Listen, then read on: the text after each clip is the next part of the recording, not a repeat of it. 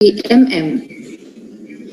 Governor of South Sulawesi, Professor Dr. Insinyur H.M. Nurdin Abdullah, MGR, Rector of Hasanuddin University, represented by Vice Rector for Research, Innovation and Partnerships, Professor Dr. Muhammad Nasrum Masih, PhD. Dean of Public Health Faculty, Hasanuddin University, represented by Vice Dean Dr. Acok Wahyu, SKM, MKes. Head of Department Occupational Safety and Health, Public Health Faculty, Hasanuddin University, Yahya Tamrin, SKM, MKes, MOAJS, PhD. Chair of the conference, Dr. Mashita Muiz, MS.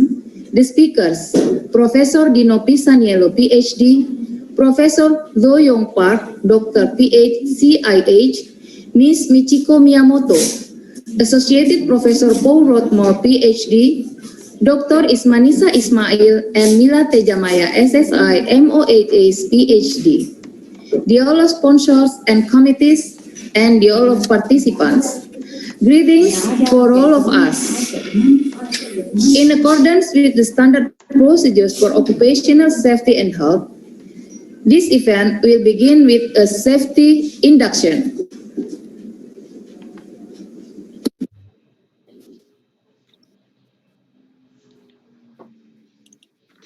Welcome to the first International Conference on Safety and Public Health, Department of Public Health, Hasanuddin University. Based on occupational safety and health regulation, we are required to present safety induction as a safety procedures during this conference. Make sure your position is comfortable and not potentially damaging your back. Set your laptop and mobile phone screen brightness so it does not strain your eyes. Make sure the electrical devices and objects with a potential for fire in your house are in safe mode, so they do not potentially catch on fire by accident. Don't join the conference while driving. Make sure you understand the emergency response procedure when an emergency situation such as earthquake or fire happens. Should there be an earthquake, please remain calm. Stay away from walls or windows. Cover yourself by getting under a desk or a solid building construction. In case of fire, extinguish the fire immediately with any available tools. If not, however, please evacuate yourself and call emergency service. In any emergency situation, you need to stay calm and be alert. Leave the building immediately through the nearest exit. Through recognizing the safety induction in advance, we can help discourage possible accidents. Those are the safety induction. Enjoy the conference and safety first.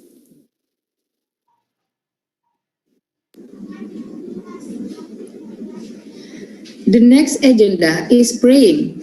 To Brother Miftah, please guide us pray in a Muslim way.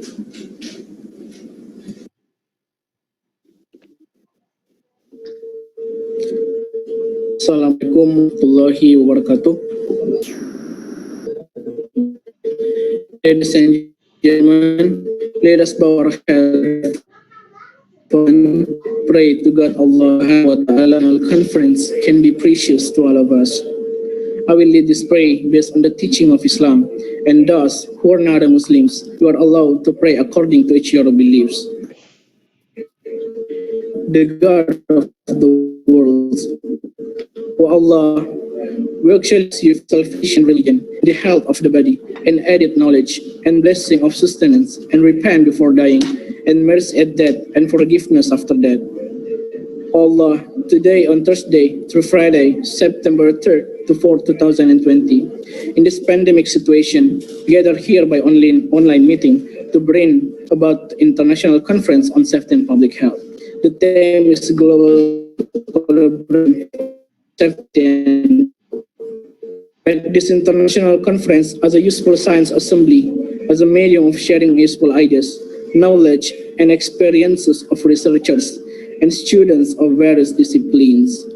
May the conference we organize today benefit our lives, broaden our knowledge, shine our ideas, and lead us to be successful, which in turn will boost dignity of our nation. O Allah, guide and bless our hearts and our minds with the light of your guidance. Impart your supreme wisdom upon our activities. Help us to speak our minds clearly. Help us to listen to each other, respect each other, love each other, so that we are included to the blessed person. O Allah, protect us from unintended temptation. Show us the right path and give us knowledge and strength to perform good things. Equally, show us and make it clear the bad things and give us knowledge and strength to avoid them. O Allah, you are the one who can fulfill our dua. Allahumma anta salam wa minka salam wa alayka yaudus salam wa hayyina rabbana bis salam wa dakhilna jannata dar salam tabarakta rabbana wa ta'alaita ya zal jalali wal ikram. ربنا آتنا في الدنيا حسنة وفي الآخرة حسنة وقنا عذاب النار سبحان ربك رب العزة عما يصفون وسلام على المرسلين والحمد لله رب العالمين والسلام عليكم ورحمة الله وبركاته. Thank you, Brother Miftah. Now it's time to sing Indonesia Nation Anthem Indonesia Raya and followed by Hasanuddin University Anthem. Audiences are kindly requested to stand.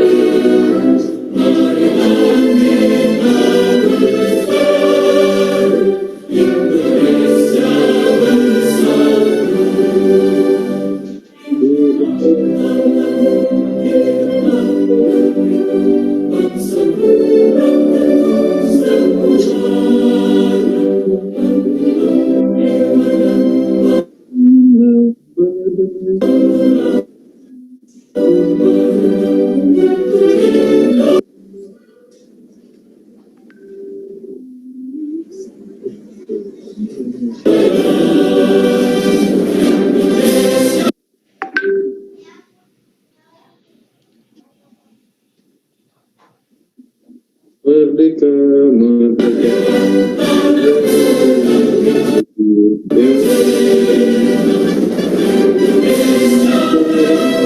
merdeka.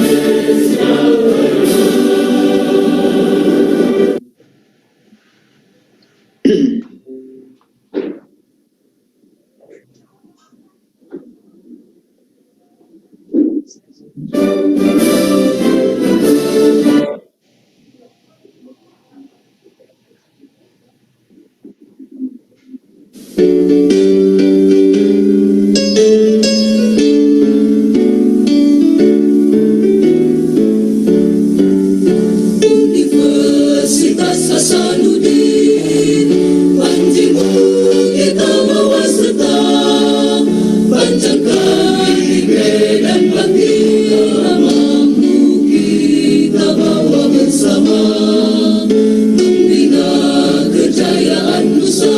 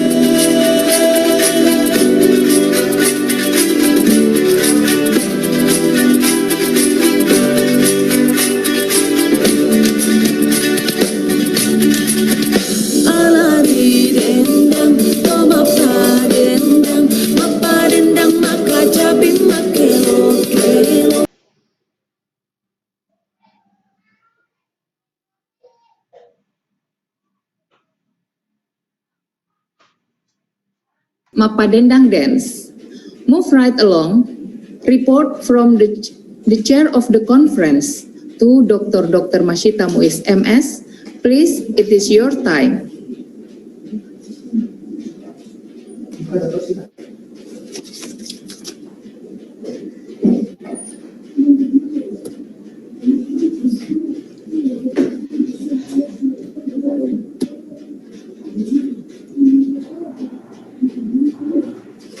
Assalamualaikum warahmatullahi wabarakatuh.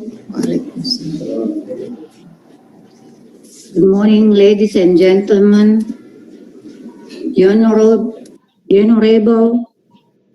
Director of the Board Norms Supervision and Occupational Safety and Health, Ministry of Manpower, Republik Indonesia, Dr.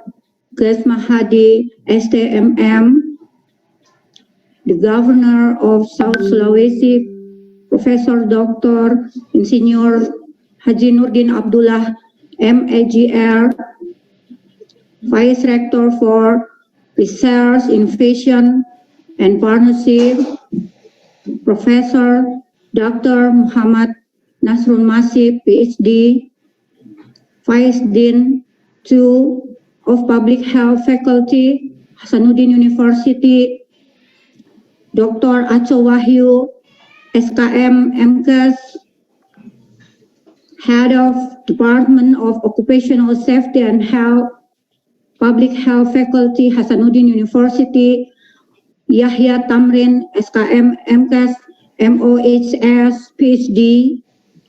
The speakers, Professor Dino Pisaniello, PhD, Associate Professor Paul Rothmore, PhD, Professor Do Yong Park, Dr.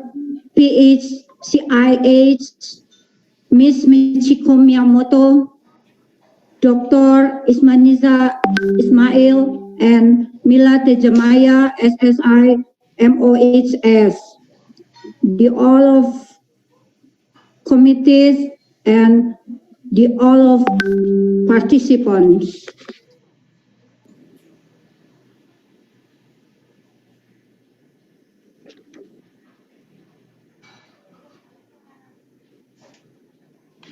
To take part in this conference. Thanks to the head of Occupational Safety and Health Department, Dean and all Vice Dean of Public Health Faculty, and Rector of Hasanuddin University that has given us big support both morally and materially. I should like to take this opportunity to express my appreciation to all speakers who will join this conference, to all sponsors, PT Maruki, PT Indofood Makassar, Mandiri Bank, Faki, Persakmi, and Health Office Makassar, and especially for the organizing committee, Occupational Safety and Health Department, who have contributed greatly for successing this conference. The last, we apologize profusely if something went wrong in the process of conference. We welcome advices and suggestions if there is something we need to improve. Finally, we sincerely ask the Vice Rector to officially open this event. Thank you. Wassalamualaikum warahmatullahi wabarakatuh. Waalaikumsalam. Thanks to the chair of the conference. The next event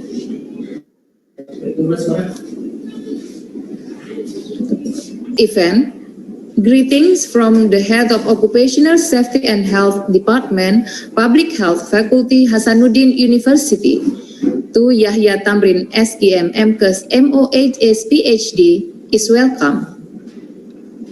Thank you very much. Assalamualaikum warahmatullahi wabarakatuh.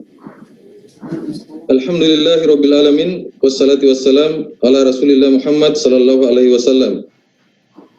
Good morning everyone.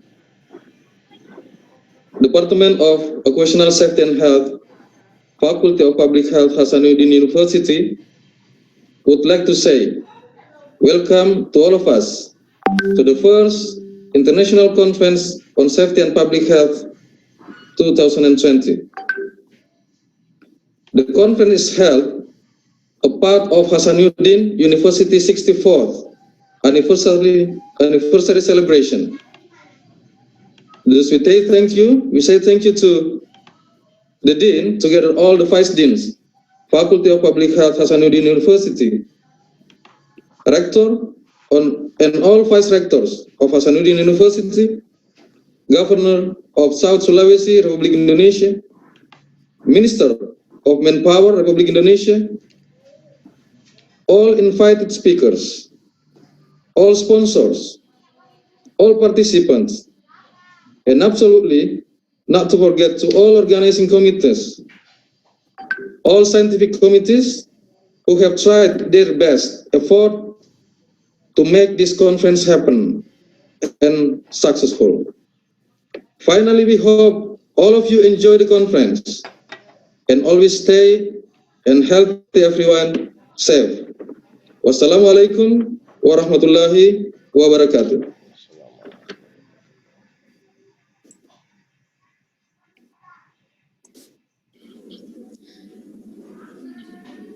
Thank you for the greetings from the head of Occupational Safety and Health Department, Public Health Faculty, Hasanuddin University. The following event, a word from the Dean of Public Health Faculty, Hasanuddin University, represented by Vice Dean to Dr. Aco Wahyu, SKM, MCOS, is welcome. Yeah, thanks a lot of the Honorable Director of Labor Norm Supervision and Occupational Safety and Health, Ministry of Manpower, Republic Indonesia, President of International Labor Organization in Indonesia, Governor of South Sulawesi, Professor Dr. Insinyur Nurdin Abdullah, Vice Rector 2 of Hasanuddin University, and all the concerned professional speakers from overseas, the experts from Indonesia, the committee, and all participants of this conference who have gathered here today for the first international conference on safety and public health. as a part of Hasanuddin University 64th anniversary celebration. Assalamualaikum warahmatullahi wabarakatuh. Good morning, everybody. First of all, I would like to invite you all in order to express our gratitude to God for His blessing in every stages in our life. However, the Dean of Faculty of Public Health sends his deep apologies because he cannot participate in this virtual session with us. Hence, I am here as a representative will deliver my speech in front of you in terms of global collaboration for safety and public health, which is such an honor for me personally. Ladies and gentlemen, as we know, the public health is an essential part in our life, particularly in this current situation due to the lockdown and COVID-19 outbreak that we are facing nowadays. Based on International Labour Organization, every day people die as a result of occupational accidents or work-related disease. More than 2.78 million deaths per year. Therefore, it needs a scientific collaboration to prevent the case and protect the community. From this session, we have several topics to be discussed regarding to the safety and public health itself. Therefore, I hope all the audience will take the advantage and giving the best attention during this virtual conference. Dear participants, at the end of my speech, hopefully, we can gain more knowledge, insight, and share experiences during this event. Lastly, I invite Vice Director,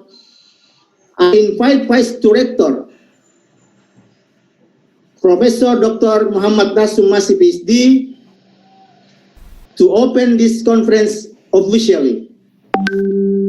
Thank you very much. Assalamualaikum warahmatullahi wabarakatuh. Many thanks to Vice Dean of Public Health Faculty, Hasanuddin University for a briefing. The next event, remarks from Director of Hasanuddin University, represented by Vice of Rector for Research, Innovation and Partnerships, Professor Dr. Muhammad Nasrum Masih, PhD, and then officially open the first international conference on safety and public health. To Professor Dr. Nasrum Masih, PhD, is cordially welcome. Thank you very much. Bismillahirrahmanirrahim. Assalamualaikum warahmatullahi wabarakatuh. Waalaikumsalam warahmatullahi wabarakatuh. Selamat pagi, salam sejahtera untuk kita semua. Good morning, ladies and gentlemen. At first, let us offer thanks for the presence of Allah Subhanahu wa Ta'ala. Because of His mercy, we can gather in the virtual conference in a good health. The second one is we are very sorry that our rector cannot join in this conference because in the same time there is another activity in the university. At first, I wanna say hello to all invited speaker coming from international speaker. I saw many speakers from overseas, like Professor Dino Pisanelio, Professor in Occupational and Environmental Health Hygiene, University of Adelaide, Professor Do Yong Park, Korean Occupational Safety and Health Agency, and Miss Michiko Miyamoto, International Labor Organization President. I saw Professor Paul Rothmore from the Adelaide University, and Dr. Isman Miza Ismail, Senior Lecturer from the University Technology Mara, and Mila Tejamaya, President of Indonesian Industrial Hygiene Association. And I saw there is one speaker from Indonesian Ministry of Manpower, Dr. Ida Fauzia. At first, I want to say thanks to all organizing committee for the running this the first international conference on safety and public health 2020. That this is a kind of activity that we always support from the university because of, as you know, that UNHAS Hasanuddin University try to reach the level of a world university ranking, and there is a way to get that to enter in the world university ranking, especially in QS ranking, that we need to increase our research activity, teaching activity, international collaboration, and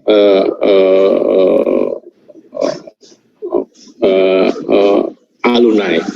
So in specific for the research activity, we really hope that our lecture, with the total amount around 1,700, that they all can have activity in the research. It means that if they running research, it means the outcome is not only published in international journal, but we hope that they produce some prototype to become patent and can be produced that product in industry, so public can use that all of the research outcome. So one of the how to increase our outcome in research, it's we hope that all faculty, we have a 16 faculty in Hasanuddin University, that we support them to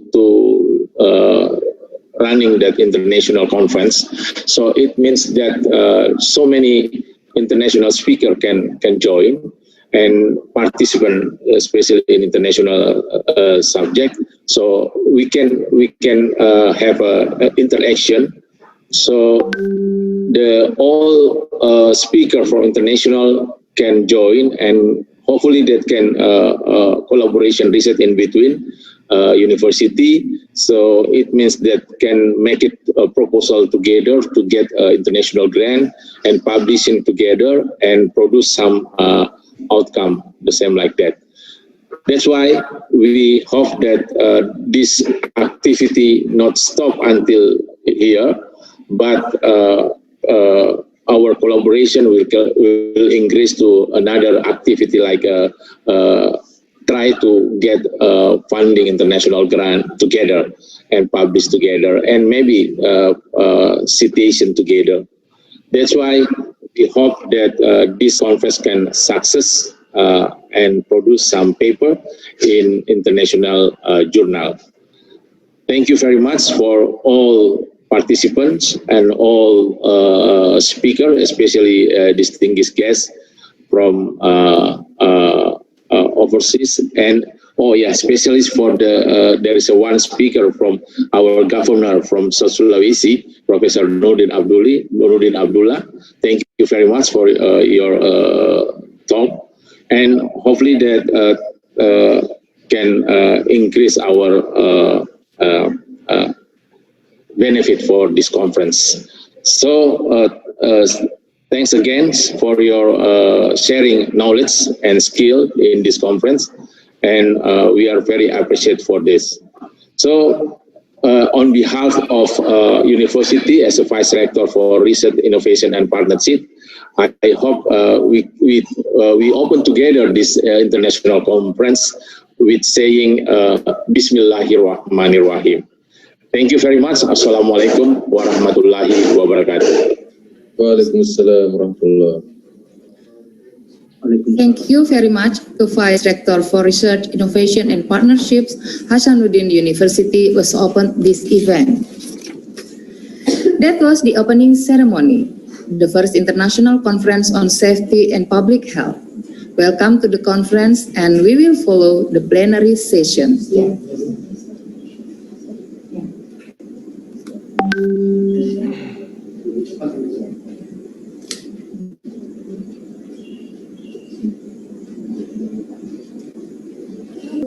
Of public health.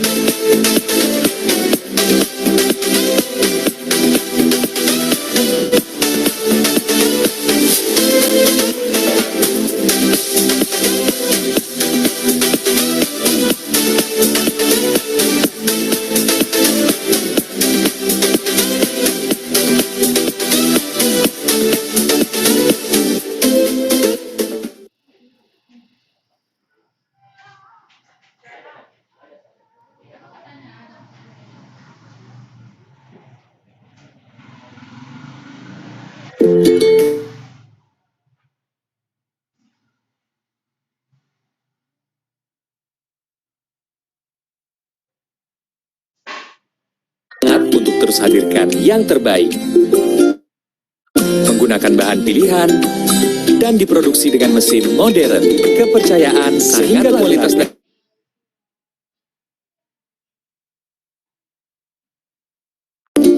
kamu memberi kami semangat untuk terus hadirkan yang terbaik. Kepercayaan sangatlah berarti. Karenanya, kami berterima kasih kepadamu yang selalu percaya. Kamu memberi kami semangat untuk terus hadirkan yang terbaik, menggunakan bahan pilihan, dan diproduksi dengan mesin modern, sehingga kualitas dan keamanan Indomie selalu terjaga, agar aman dinikmati di Indonesia dan seluruh dunia.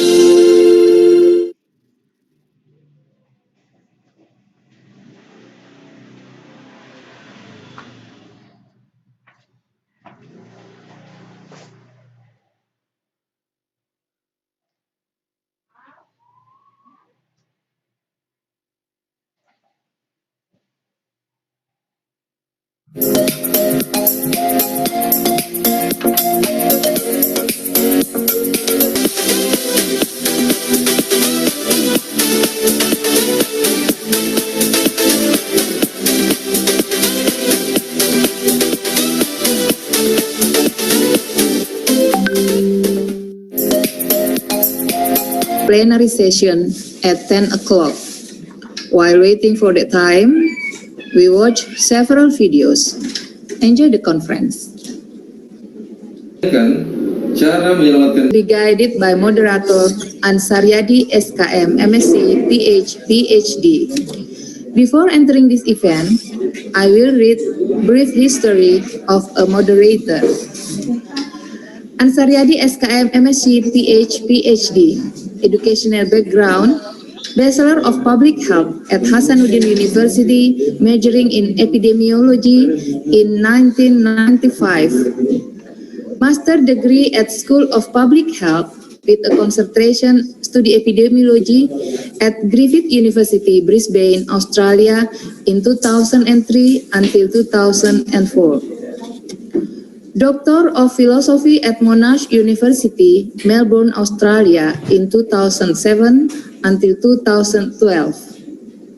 Work history, work at WHO for 2 years.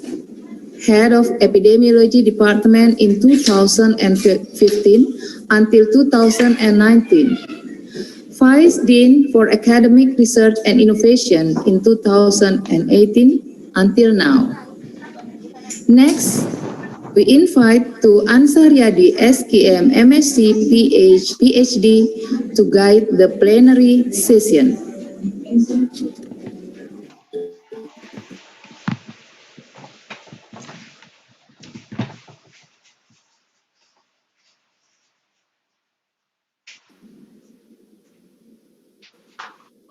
Thank you, moderator. Thank you.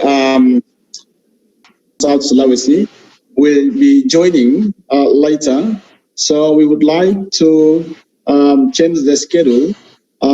Dr. Mahadi will probably present as the first speaker. But before we move forward, I would like to check it.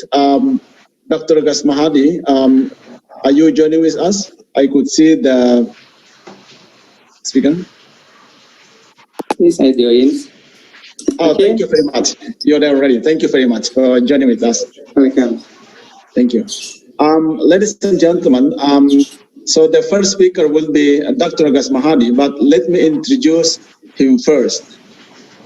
Dr. Mahadi from Ministry of Manpower, he has been working in this the government, in the Ministry of Manpower for more than 2 decades, since 1997.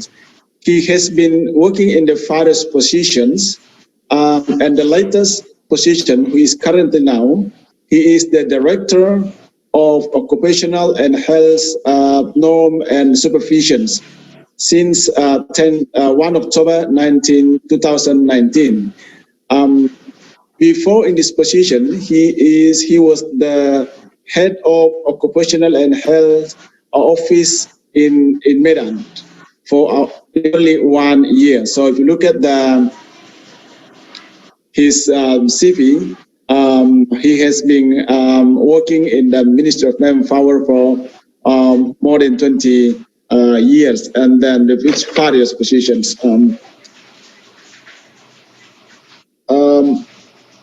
The Bapak Mahadi will present his talk for about 30 minutes. And then after that will be followed up by discussion for about 10 minutes. For those who would like to ask some questions, you could also please ask your questions through in chat program so that we can pick up your questions and will be informed to the speaker. Without any further ado, I would like to invite Dr. Mahadi to present his talk. Dr. Mahadi, is handed over to you, please.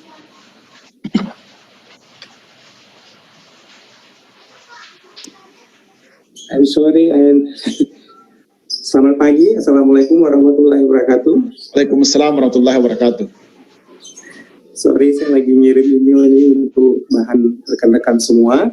Yep. Nggak apa-apa, sambil jalan deh. Mungkin sekretaris saya akan ngirimnya ke Bapak dan Ibu. I'm sorry, not speaking English and speaking Indonesia. It's no problem. Okay, that's okay. It's okay. Terima kasih Bapak dan Ibu semuanya yang hadir. Dr. Mahadi, Bisa di-share screen-nya, Pak? Mungkin sampai sekarang. Yes, lagi saya kirim ini Pak, mungkin emailnya dulu. Kebetulan saya menggunakan di jalan ini, mungkin mohon bantuannya. Akan saya kirim emailnya. Ya. Sebentar, tadi sudah saya upload.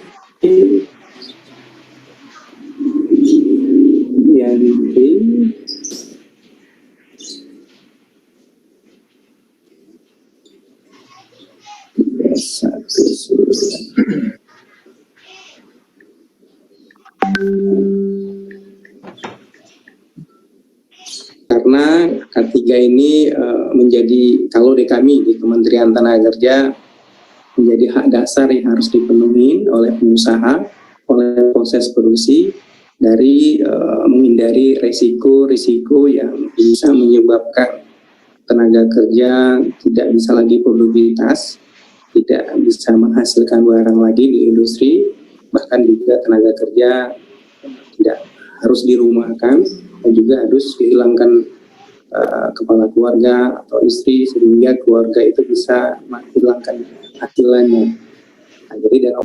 Master of Science in Public Health, Center for Environment and Population Health at Griffith University, Australia, and graduated in 2009. Doctor of Philosophy, Center for Environment and Population Health at Griffith University, Australia, and graduated in 2009.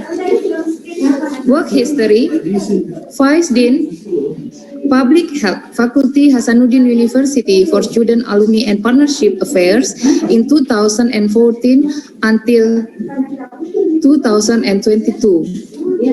Member of the Regional Research Council of South Sulawesi Province, Coordination Team, South Sulawesi Provincial Hospital Development, Expert Committee of Environmental Health, Subdivision of Quality of Health, Settings District Cities Ministry of Health, Republic of Indonesia, Expert Team for Acceleration and Control of COVID-19 in South Sulawesi Province and Makassar City, 2020 until now.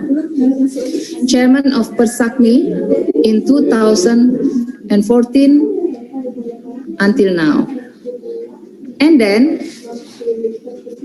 we invite Professor Sukri Paluturi SKM, MKes, MSc, PhD to guide the first session, the first scientific session.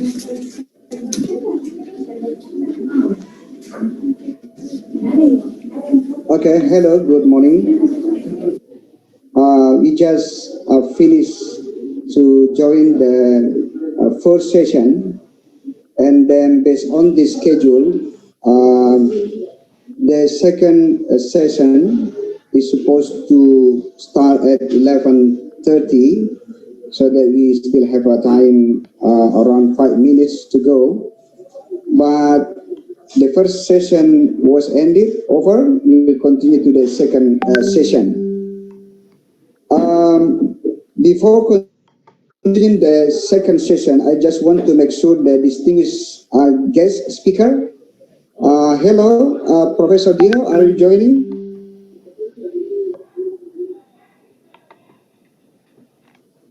Professor Dino? Hello? The Professor Dino Pisanello, PhD, is a professor in occupational and environmental hygiene, University of Adelaide. And then the second speaker will be Professor Du Yon Park, Doctor of Public Health, CIH, Korea Occupational Safety Health Agency, KOSA President. I think also Professor Yon Park already joined. Hello, Professor Yon Park, are you joining this meeting?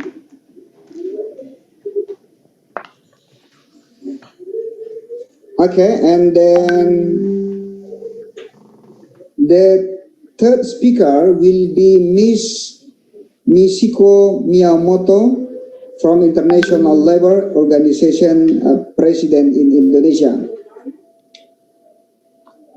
I think before continuing to the first speaker, I would like to introduce briefly the curriculum vitae from Dino Pisanello. Professor Dino Pisanello is a professor in occupational and environmental hygiene and director of the OEH laboratory and Adelaide Exposure Science and Health in the School of Public Health at the University of Adelaide, Australia. He has been working in public health and particularly in occupational and environmental health, including in a government role since 1984. So he was a very senior. Dino is a past president of the Australian Institute of Occupational Hygienists, and from 2001-2005 was the chairman of the Congress of Occupational Safety and Health Association's president. He completed a 6-year term as Australian Secretary of the International Commission on Occupational Health. He is a member of various journal committees, including the Annals of Work, Exposure and Health. Dino also is a member of the Committee of Experts for the Health Research Council of New Zealand and served as a member of the Specialist Medical Review Council, Department of Veterans Affairs. Dino works with various professional industry groups to translate evidence into practice in order to advance the health and well-being of communities in Australia and internationally.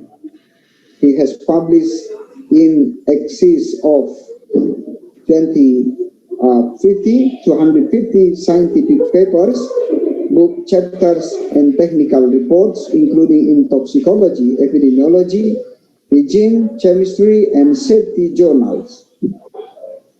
His publication addressed hazards in mining, manufacturing, defense, healthcare, agriculture, domestic and office environments, work and vision and climate change impact on health. He has expertise in chemical hazard risk assessment, management, occupational and environmental epidemiology, intervention, research, and health and safety education. The qualification is a PhD chemistry and then MPH, the certificate online learning higher education, certified occupational hygienist, charter OHS professional, charter chemist, fellow Australian Institute of Health and Safety, Australian Institute of Occupational Hygienist, and the Royal Australian Chemical Institute. Hello, Prodino, are you joining now?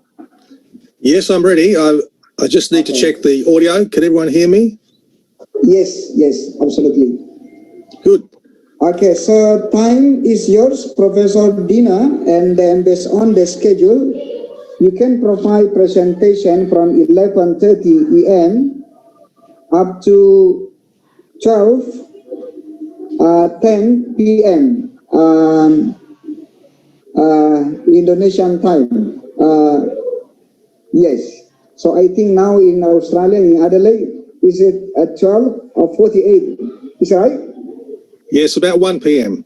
Okay, yep. Okay. Is it yours? Well, thank you, Professor Sukri. And hello, everybody. Selamat siang. Apa kabar? Now, I'd like to thank the organisers. Congratulations on organising the conference so far, and thank you for the invitation to present today. I'm doing this from home, so it's going to be a little bit interesting to see how it all works with the technology, and hopefully there won't be too much background noise. So thank you again. I'd just like to say that this topic of exposure science and mobile technology and health hasn't never been more relevant now because of the COVID-19 situation. we have an unusual situation where the area of mobile technology and health is really becoming so important. So let me share my screen.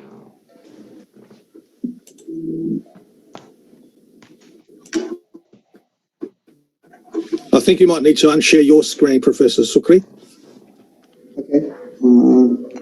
The committee, probably you can help the Professor Dina to share the PowerPoint.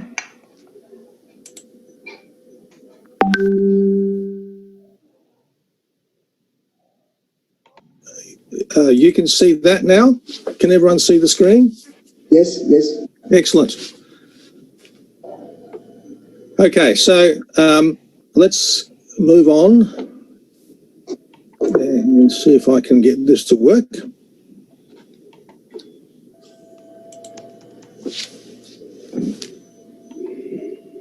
Okay, I'll just need to remove that waiting room screen there, if that's possible, if people can stop that particular image coming up. Anyway, the overview of my presentation. I'm going to talk about exposure science, and that's the science of exposure assessment. And I want to provide some concepts and rationale and some issues in this area, as well as some new thinking about exposure science, and particularly the exposome and exposomics. I'll talk about some of the approaches and challenges, as well as some of the applications and resources, and then some future directions. So I guess you could argue that Bernardino Ramazzini, an Italian doctor 300 years ago, who wrote Morbus Artificum, really represents the father of exposure science. And the reason I say that is because he argued with other doctors about the need for occupational information in order to diagnose illness. That information is very important, and so what we're talking about here is occupational exposure information. With that information in mind, he could more accurately diagnose disease and also prevention. If we think about the hazards in the workplace and in the general environment, we could also call them stressors.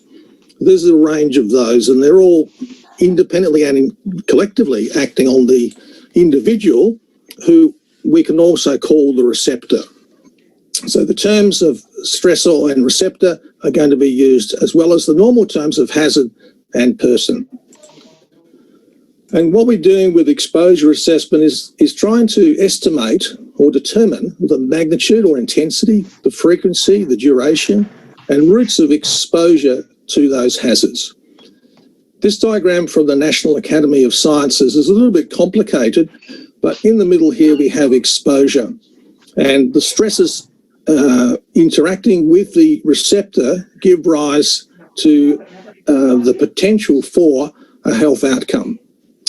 The sources of those stresses are often determined by what happens in the upstream environment. In other words, what we do as humans with transportation, with manufacturing, and also some of the natural factors such as volcanoes and fires.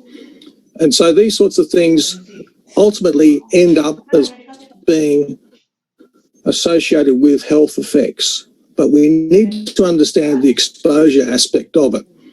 If we consider chemical pollution, we may have a source in the environment and there'd be concentrations present in the environment. And if people are interacting with those media, then we can have exposure, of course, and then translate to a dose and then a health outcome.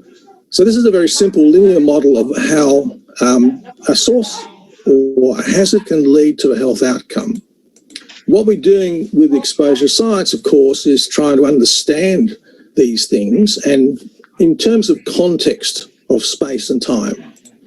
The science of exposure science is really about linking behaviour to environmental processes so that ultimately we can mitigate or reduce or prevent adverse exposures.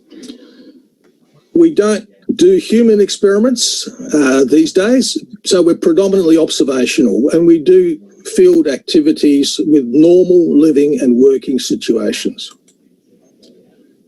I guess you could say exposure science is a multidisciplinary field, both in terms of an art and a science. So why is exposure assessment important? Well, it's important because it's part of epidemiology. It's part of risk assessment. It's part of hazard control, and it's also about hazard and health surveillance. So it's got a central role in this area. Most of the time when we do exposure assessments, it's to demonstrate compliance with regulatory requirements. It might be to assess health risk. In fact, that's probably the main reason. It may be to assess the effectiveness of controls. It may be to assess the work-relatedness of disease.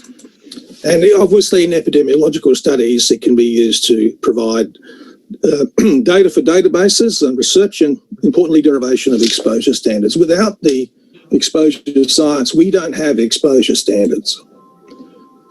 Let's focus on exposure assessment for risk assessment. If we think about how we arrive at an understanding about risk, we obviously have to know the hazard, and we have to know what exposure there is to the hazard, and also the susceptibility of individuals. Because if you don't have the susceptibility, then the exposure is not so relevant. But if you do have susceptibility, it may be even more relevant. So the risk ultimately depends on a combination of understanding exposures and also susceptibilities. Susceptibility is very important in terms of COVID-19, of course. Anyway, we need to understand exposure. What we are now using exposure assessment for is broader than what it was originally. We are using it in terms of education and awareness, particularly in schools, and kids are using smartphone cameras and sensors. A lot of the high volume exposure science is actually generating new knowledge through the community, and that's called citizen science. We can use exposure at the individual level to really understand precise medical treatments. So precision health and medicine depends on understanding individual exposures. And it's also being used for financial planning, allocation of resources, and quality assurance. So why is there interest in exposure science? Well, I think this is the really important point. Environmental exposures, as distinct from genetic factors, are now thought to be the predominant cause of chronic disease. So understanding exposure may ultimately lead to prevention of chronic disease, prostate cancer and other forms of cancer, for example, diabetes. What we do have at the moment is new techniques, new technologies, data storage, data analysis, and this can assist in using the exposure data for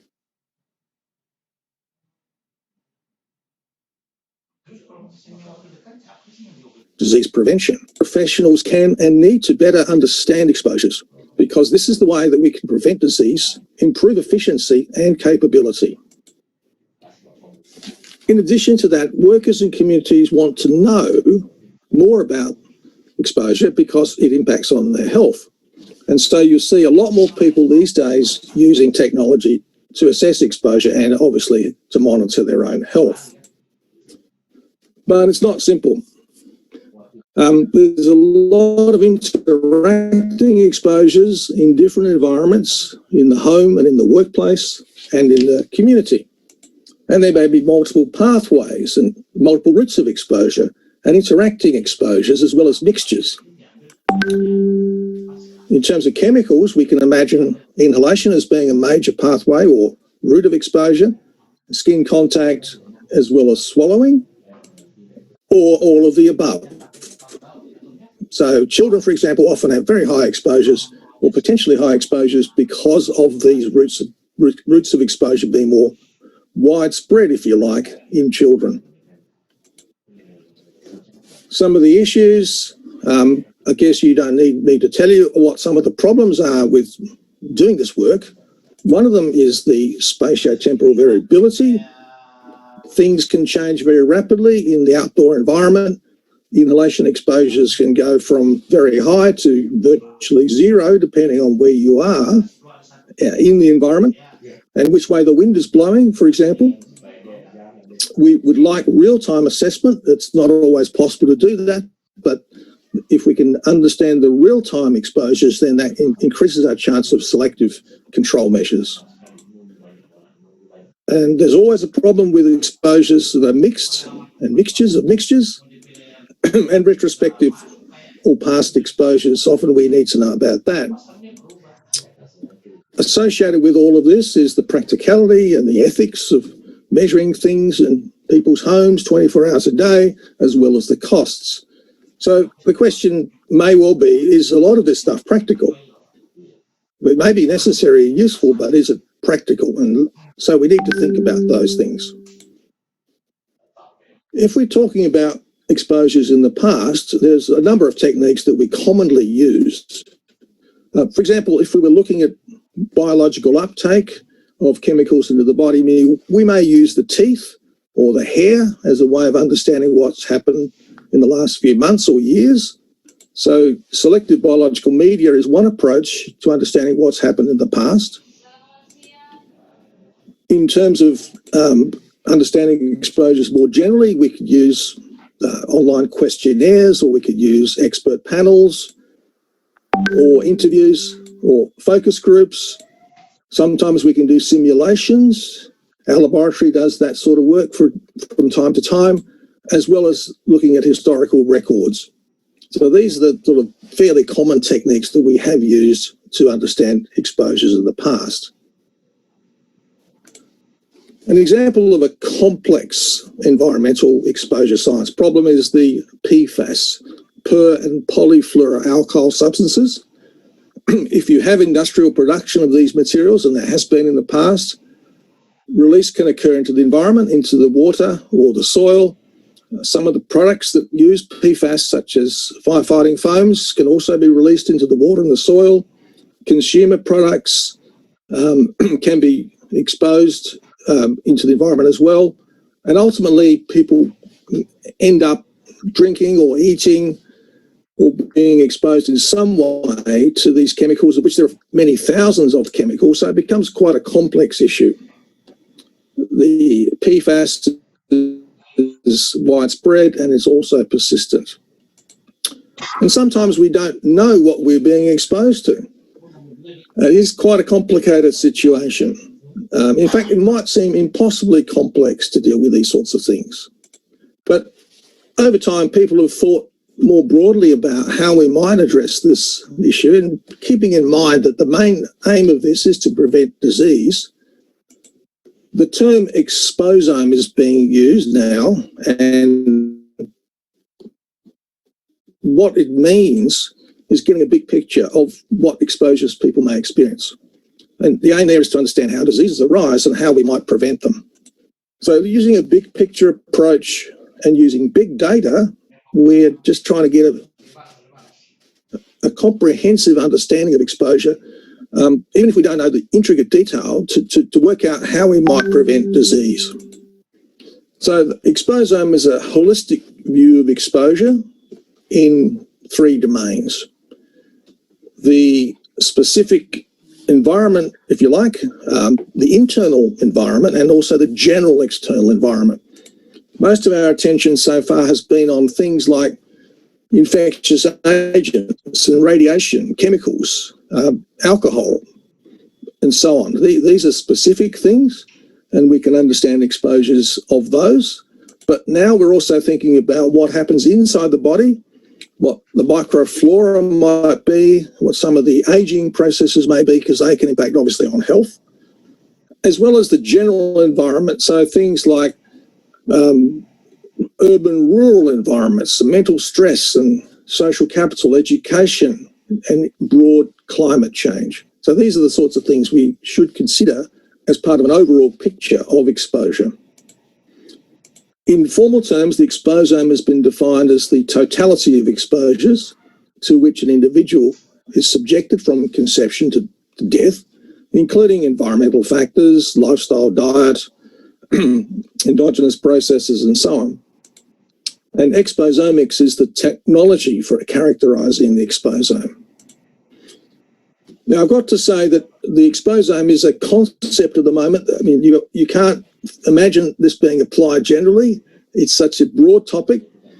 But for some situations where we're collecting routinely data in the life course, we can take samples in infancy or in childhood or adolescence or in adult situations, get cross-sectional data of all the exposures that they've experienced and then make predictions about what might happen into the future and therefore orient our interventions accordingly.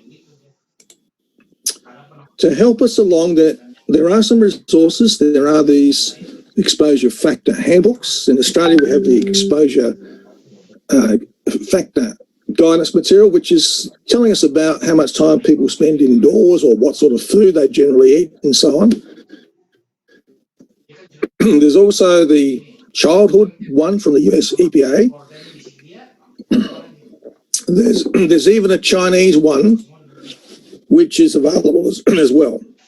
So these sorts of things are supporting. There are databases as well. This one's called the Exposome Explorer, which is really just a biomarkers database.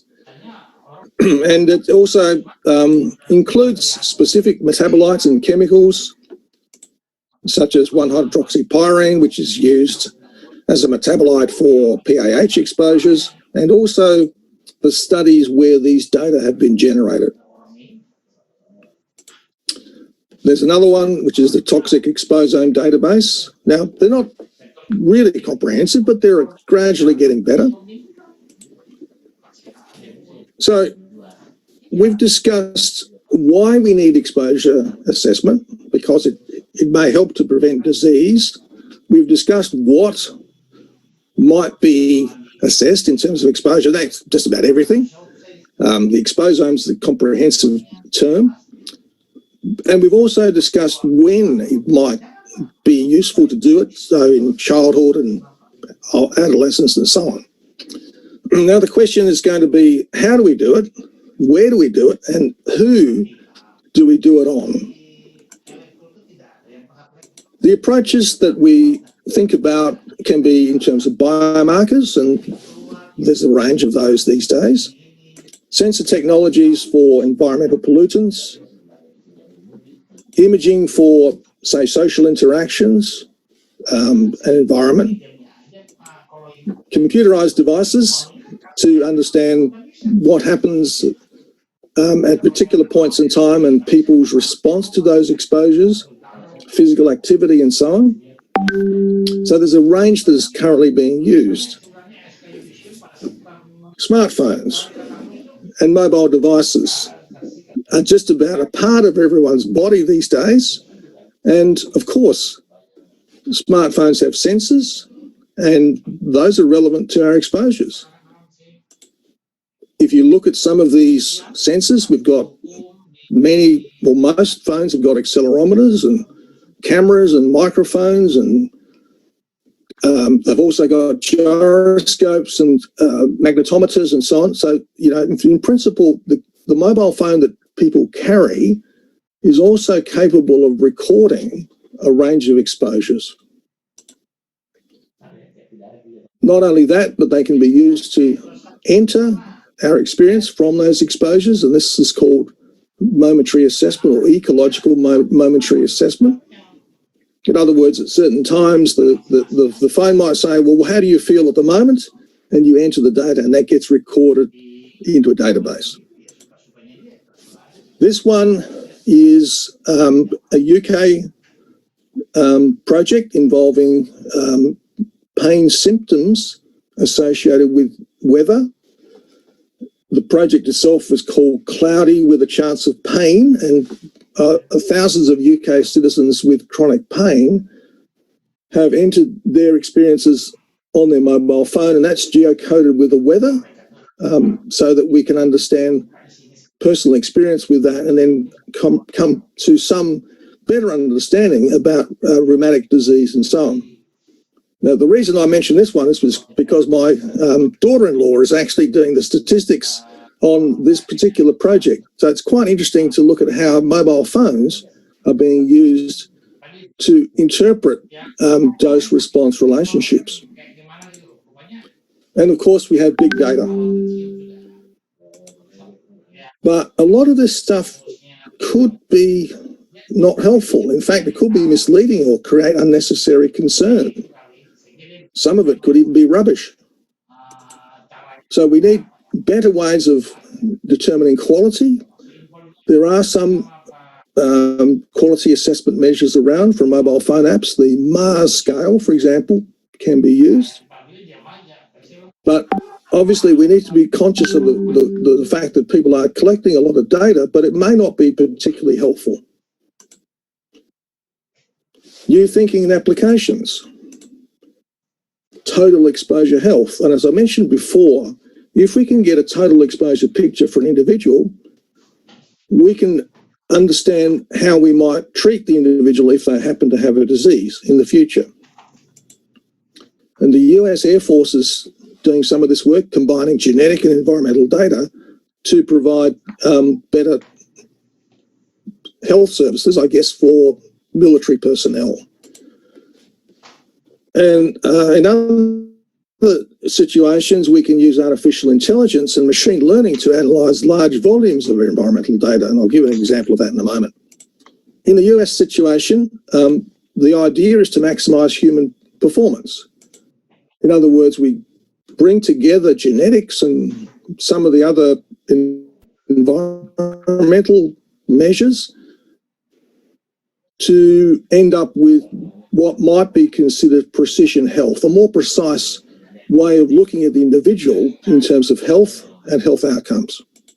Bringing together genomic research, bringing together exposure data, ultimately determining how that might influence health outcomes and also operational performance.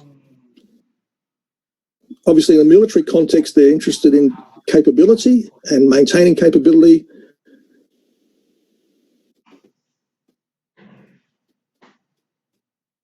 And the person-centered healthcare delivery is really what they're interested in. So, although this might be difficult to do, if we take the example of noise-induced hearing loss, noise-induced hearing loss is quite a problem in the military. And if we understand all of the noise that the worker or the soldier experiences and combine that with genetic information, we can work out who it is that's more likely to experience hearing loss based on their genetics, for example. Here's some genetic variances. And this group here, 17%, seem to be at a substantially increased risk of hearing loss. By being able to identify 17% is a big step forward compared with trying to understand everybody. Here's an example of where we've used deep learning and machine learning to understand environmental exposures. You can imagine a busy road and this building here, where people are in this building and experiencing potentially the air pollution and the noise from these vehicles going past. If we have a camera taking images of traffic and we can associate these objects with a certain type of vehicle and a certain level of emission of noise or air pollution, by using machine learning, we can end up with a prediction of what might happen to those people in these buildings. And one can imagine in the future, there could be things like Google exposure maps, where noise or air pollution data would be geocoded around traffic, for example.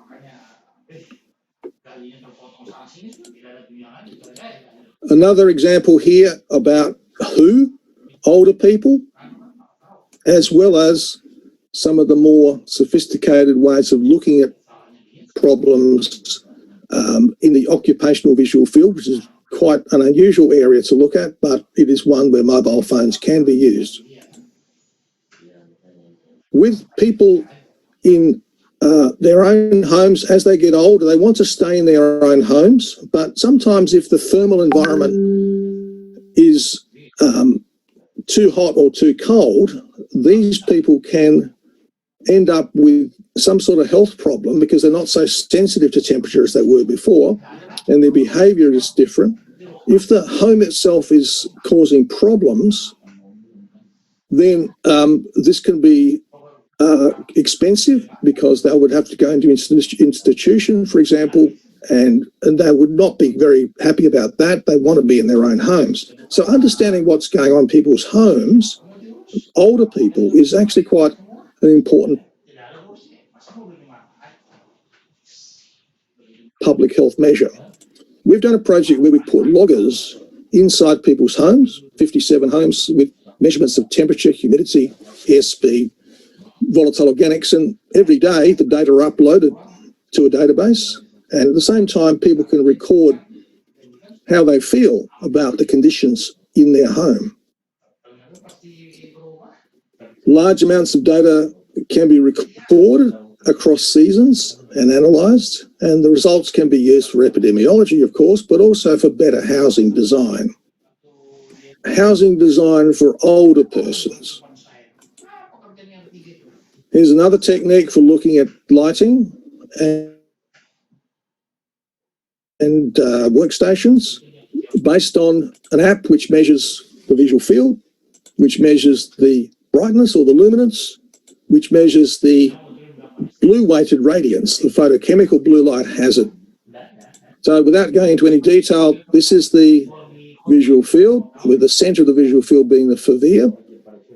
When we do a measurement there, that's actually what's projecting right into the eye, and that luminance is, in this case, 23,000 candelas per square metre. The radiance, the blue-weighted radiance, is also measured, which is an interesting approach to understanding chronic photochemical damage to the eye. In this situation with windows and glare, it can be used to really understand in more detail what's actually going into the eye. So that's a smartphone-based device. I want to finish off by referring to exposures to other people and COVID-19.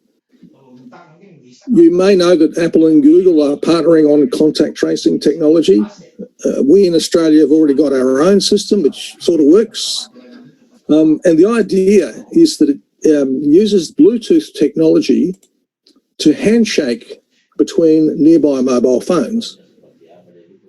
And that data is then used to trace the contacts of those infected.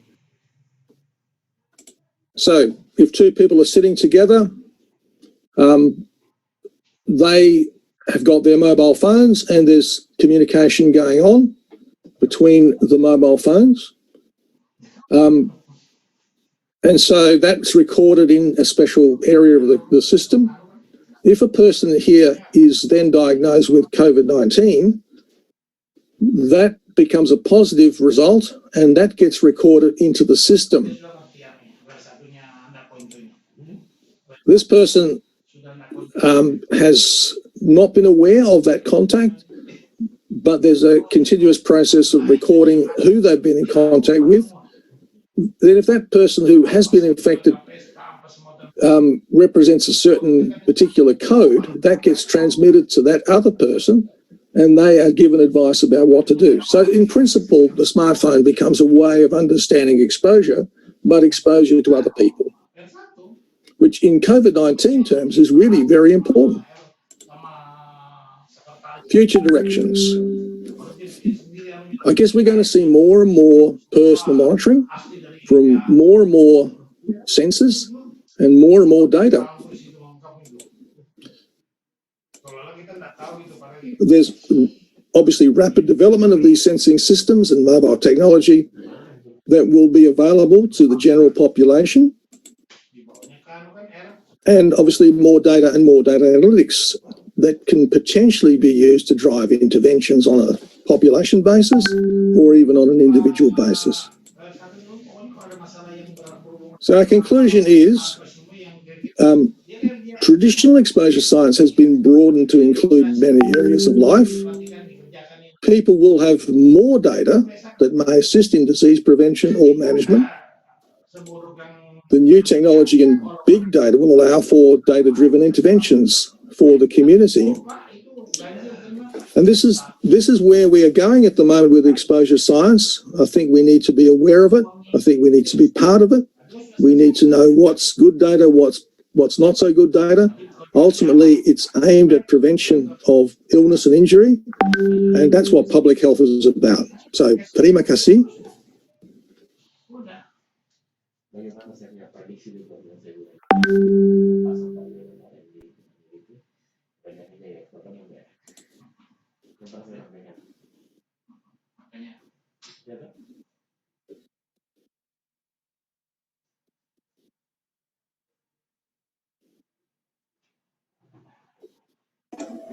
Okay.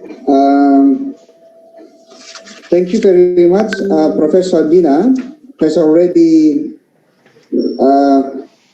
presented over a few presentation today about the exposure science, mobile technology, and health. Professor Dina has explained about the concepts, rationale, and issue about the exposure science, mobile technology, and health, and also new thinking, exposams, and exposonics, and also some approaches and challenge and application and resources, and also the last one is a future direction. So now we still have a time around 20 minutes for questions and answer, and then I think you can provide question via chat, so the moderator can select them. Any question from the audience?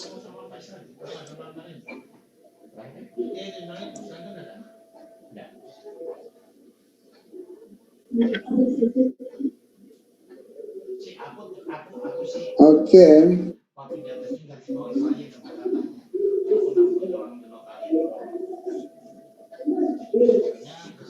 Any questions?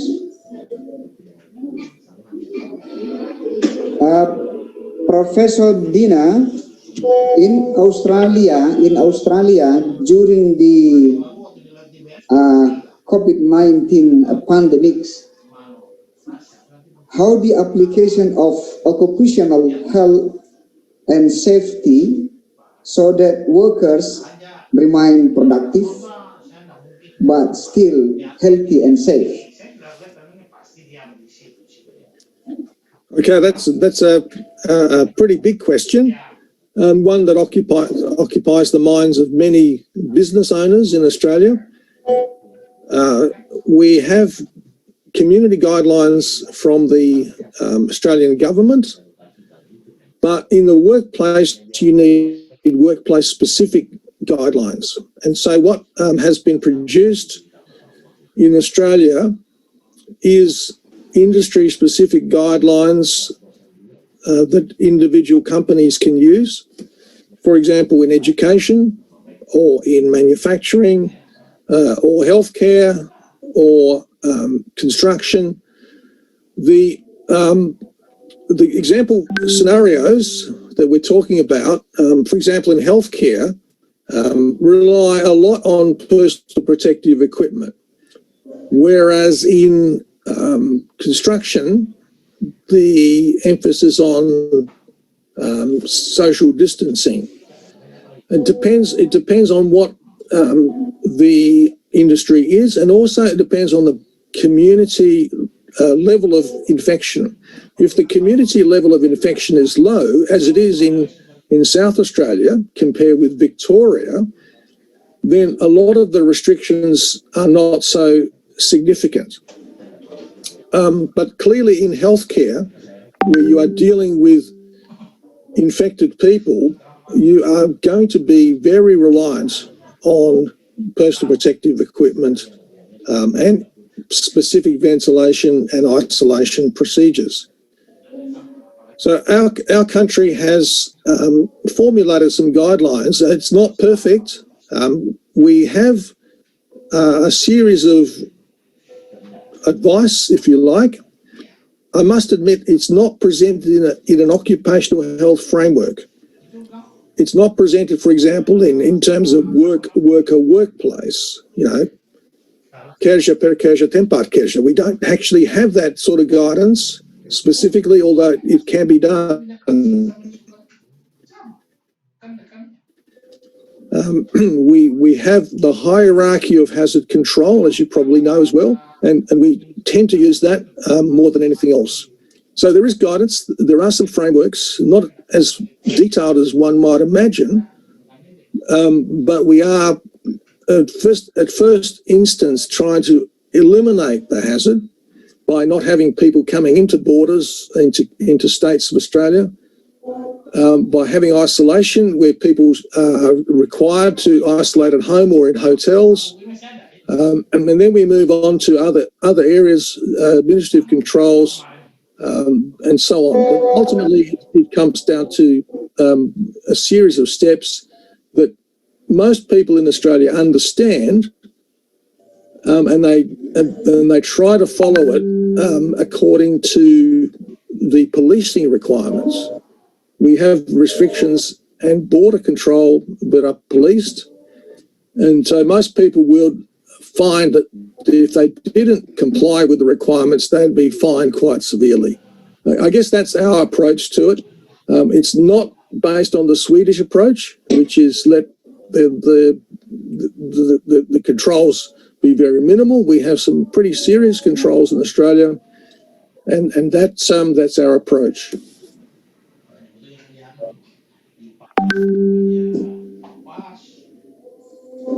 Okay, Professor Dina, there is still another questions from the audience as well, from the Professor Ridwan Amiruddin. He is the head of the doctoral program of the School of Public Health, Hasanuddin University. Could you please explain modern exposure for health workers in wealthy countries like Australia? Well, again, we have regulations that require certain types of exposure monitoring to be done, and there are exposure standards. Mostly that's for big companies rather than small companies. But we've had many situations in Australia where there's been unacceptable levels of disease, lung disease, for example. In coal mines, we've had lung disease with engineered stone workers, and that's meant that the inspectors have been quite careful to regulate the risk assessments, if you like, and in particular the exposures that people have. But it's not done as much as we would like it to be done. Even for a wealthy country like Australia, we don't have enough inspectors. Those kind of problems. Okay. Another question is, dear Professor Dina, I would like to ask, based on your experiences, what factors mainly determine the compliance of safety guidelines or procedures among workers in developed or in developing countries? You mean testing for COVID-19 or general environmental testing? The compliance of safety guidelines. Oh, okay. Or procedures. Yeah. Look, I don't think Australia is particularly good. I think there are some better examples of countries like Sweden or the UK. We are reasonable in our approach with compliance, but it's not done very specifically. It's done under a generic requirement. We have what's called Section 19 of the regulations, which says that an employer must provide a safe workplace. But if a specific breach of the regulations occurs, they won't necessarily regulate according to that specific breach. They'll regulate according to the general requirement. And so the approach that we have in Australia is reasonable, but it's not really as specific as it can be. And we also have this thing called, is it reasonably practicable? So there's a range of limitations, if you like, on how well we can regulate compliance with that. Most big companies are fine. It's the smaller ones that are a problem.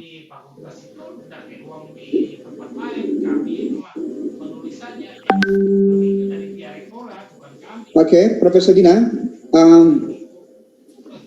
Hello. Hello. Yes. Okay, yes. Another question, Prof. From the Fajrila Colomboy. He's a PhD student at the School of Public Health, Hasanuddin University.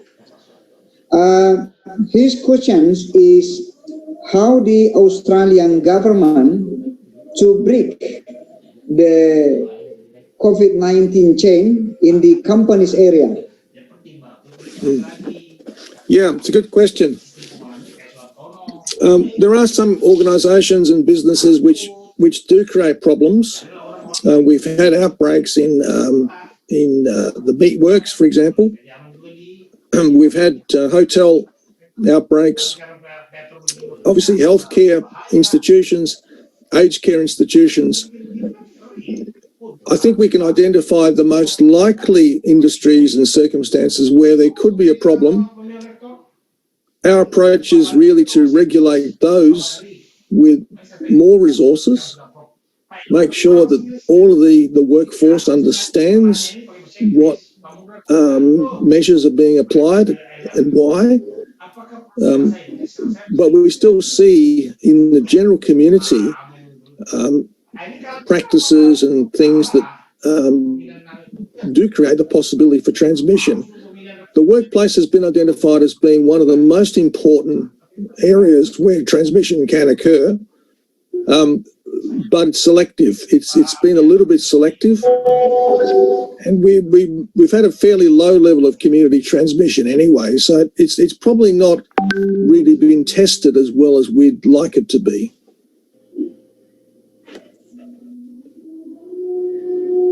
Okay, I think the question is enough.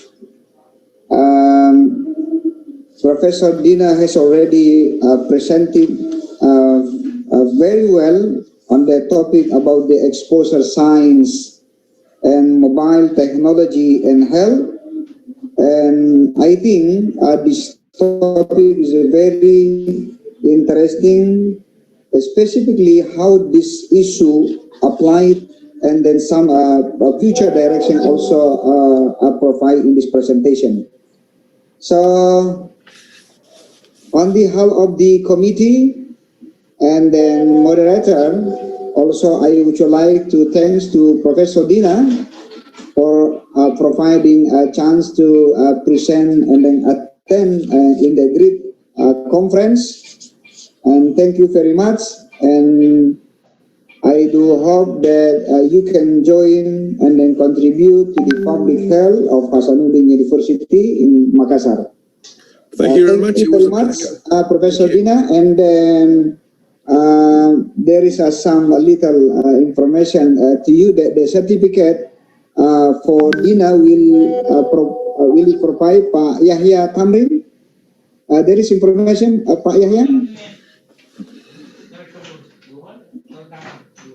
As part of the organizing committee, Professor Dina, we would like to give you the certificate for participating in this our first international conference.